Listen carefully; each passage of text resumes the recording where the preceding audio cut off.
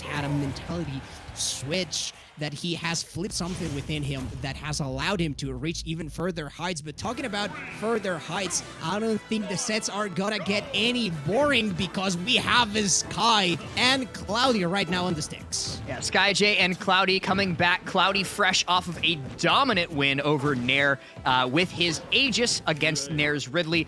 Skyjay off of a little bit more of a disappointing set against Meister, but in that matchup, it's a little bit to be expected, right, Roy? But this is certainly going to be a much different story. Sephiroth, a very lightweight character, a huge character, so Skyjay is going to be able to take some very early stocks if Cloudy is not careful about it. And look at that, just the control that Cloudy brings to the table, and even knowing how to punish that cross shot, no easy feat. Amazing timing. Just Cloudy is one of those players that just keeps getting cleaner and cleaner as the tournament progresses. However, like, if he does make a mistake, of course Sky is going to punish. And look at that, the battle of the Nairs right there. Cloudy does manage to come out on top, only for barely a little more than 20%. However, if things go the same way that they were going throughout that last stock, then we can bet that Sky is gonna have to make another comeback. Right, but there is going to be the revenge into the shield break, and keep in mind, damage on shield does not take away revenge. So Sky, oh, that was an interesting choice, but it's still 39%, right, Roy? Like, percent is percent in a lot of situations. I would have expected to see like an F smack come through, but it might not even matter if Skyjay has his way in this edge guard, just barely misses out on the revenge off stage, and Cloudy is not going to take that miss for granted. And I said he was gone because if that downer that like Sky tried to do for punish, like, he was dead at 0 from that alone. Skyjay tried to get stylish, and he might suffer the consequences for it. Yeah, he is paying right now for that, for not selling with the damage. Cloudy at 75%, though, it's still very, very dangerous. Today has been like Skyjay's chance to just maybe rob some stocks because he has gotten the chance to play versus very lightweight characters so far. However, Cloudy is still ever so confident, as that has been like one of the main staples of his gameplay. Like, historically, and the recovery again, Cloudy overextending ever so slightly, and Sky was very ready for that. Yeah, I can't believe that raw dash attack almost killed cross stage. Regardless, Skyjay was able to pick it up with the 2-frame dash attack, and then Cloudy was able to find it with the dare underneath the stage. So both of them are just going to even us right back up to 1 stock apiece. But Skyjay does have a little bit more of a lead than Cloudy does in this situation. He's going to be looking for the down tilt on the ledge, but Cloudy actually manages to get the grab back throw Bear. Loses stage control immediately after, though, so this is not the situation he wanted to find himself in after that win. And I don't know why I was smelling a scintilla right there. However, it's still not coming out that option for Cloudy. Just trying to make it back into the stage. The wing is available now, though, so that extra jump and the rest of the perks are gonna come in through for him. Sky misses. Incineroar is so slow. Incineroar is just so slow that he didn't manage to get that up smash. But did you see that tech from Cloudy there to be able to survive the stage spike off of that up B?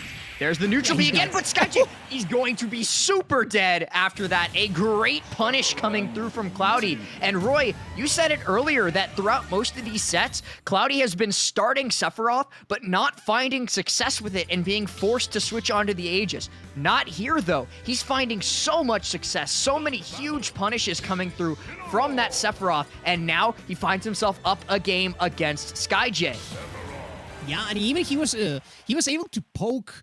I don't know if on reaction or he was just covering that general area when Sky tried to go for those alone whips that threaten the players by the ledge sometimes, and like Sephiroth is able to just jump and fair at that distance when even if the damage is not a lot, like, you are saving yourself a ton of percent and establishing that neutral victory. However, look at this damage that Sky is bringing right here. The revenge looked very scary. However, every time that Sky is off stage, he could be losing that stock to that downer.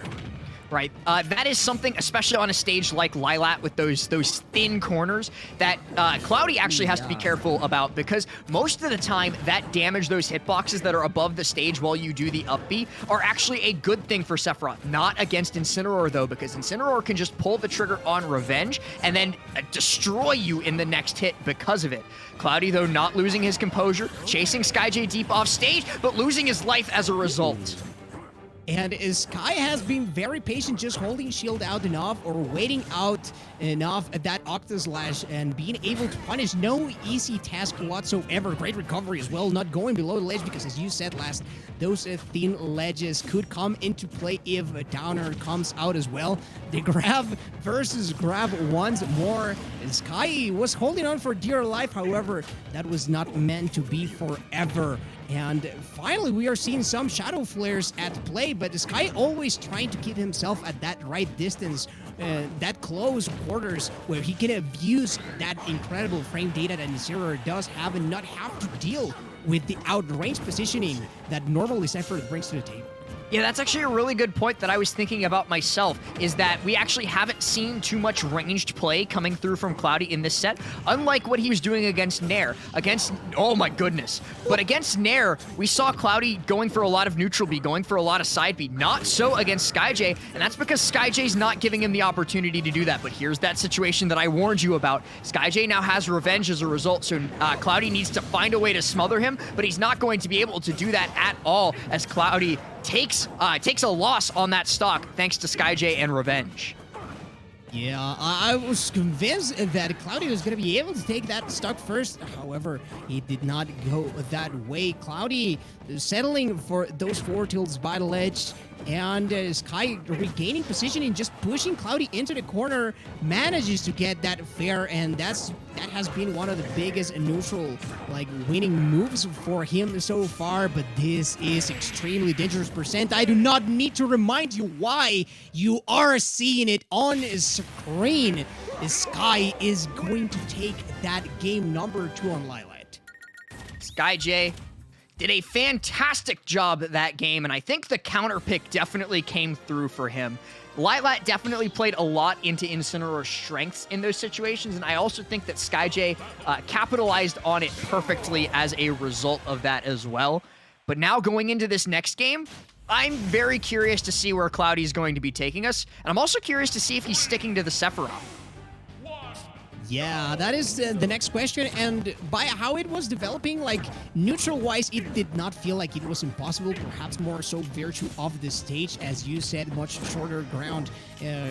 Cloudy was not able to get away as he liked, as effectively as he had been doing in this set. So if you want a stage to run around, then Pokemon Stadium 2 is the most ground that you are getting in this entire game. So Cloudy perhaps basing his decision on that. Let's see if the rest of the game plan comes in and all the pieces fall in the right place to be able to make this counter pick effective. It's definitely going to be interesting, but at least so far, all of the stage control has been in the hands of Cloudy. Skyjay has had a very hard time getting space on the stage to set himself up, because every single time he does, Cloudy is right there in front of him, tries for the Giga Flare, but doesn't quite find it, and the dash attack clanks with the bear. Now both of them reset, regain stage control, but the run up F tilt from Cloudy is going to take out that first stock. He's back and with a vengeance. Oh, look at that! The coverage from Sky, knowing that he could only go up from there and letting it rip at just the right time. This is going to be a huge punish. Yes, it is. However, Cloudy still manages to turn the tables around and even getting that side B onto him, the lone one though. And the interruption, Cloudy was almost ready. He is going for the full damage. He did not settle for the edgeguard positioning, and I don't blame him because, of course, Sephiroth does have an amazing recovery. Wing available, though things are not gonna get any more easy for Sky throughout, and now he has to fight for every little percent, and Cloudy is closing in. The fair comes through from Skyjay. Skyjay is actually the one closing in here. He's closing in on taking this stock, and he does so immediately with that Alolan Whip with the up-angled version of it.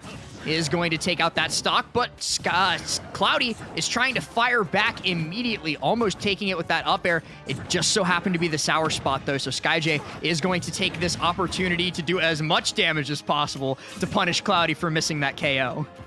And look at that, the best player in Puebla trying to show why his region is also extremely strong. Him being, of course, the highest representative of it, but not the only one. And he is coming in with vengeance, especially after having gotten that last game, now almost nullifying Cloudy's counter picks. Looks like the space was not the answer. Oh my goodness. One wing now active. This is something that's very important. We actually haven't seen come into play too much throughout this match is One Wing. That's because Incineroar just does so much damage. He just does so much in every situation. The One Wing doesn't really matter, but that extra speed and that extra jump will be critical for Cloudy going off stage. It's not going to matter here, though, as Skyjay does manage to bob and weave his way past. 185% is going to be the before the hit percent until Cloudy can finally take that stock out. And wow, I've never seen Skyjay live this long in this matchup. You cannot run away forever from those sword hits. However, let's see if Sky is actually able to get it. He does not commit. I thought that was for sure a Nair revenge on deck once more. Cloudy trying to push him back into the ledge. Next revenge, no, recovering with the weakest part of that. However, what was not weak was that fair. How much damage did that fair do? I'm watching it back on the stream here in just a second. I think that did like 80%. No, it did 50. What? That's insane. That is nuts. Like, I was gonna say, I didn't even bother. Like, I knew he was Omega dead. Like, no character in the game was gonna survive that, especially not Sephiroth. And now one counter pick gone. No change. Oh yeah, this is what I was expecting. When you switch the stage and it doesn't work, then you switch the character, and perhaps, and this has consistently been Cloudy's winning formula throughout the sets that we've seen him. Like, he starts with the Sephiroth, and then when things get dire, he switches to their tried and true, the Pyra and the Mythra. And even though he does give up some of those options, then he gains a lot more from it, and he almost manages to get that force smash. However, the Sky responding in spades right here. I'm very excited to see the Pyra versus Incineroar matchup specifically because both characters hit so hard. They both absolutely destroy stocks, but right there catches the up B back to stage, catches Skyjay trying to get a little bit too creative with his return to the stage and punishes him heftily for it. Now doing so much damage in the air. This is that exact thing that we talked about during the set with Nair. Remember, Roy, that Pyra and Mythra do not let you land on the stage unless they feel bad for you.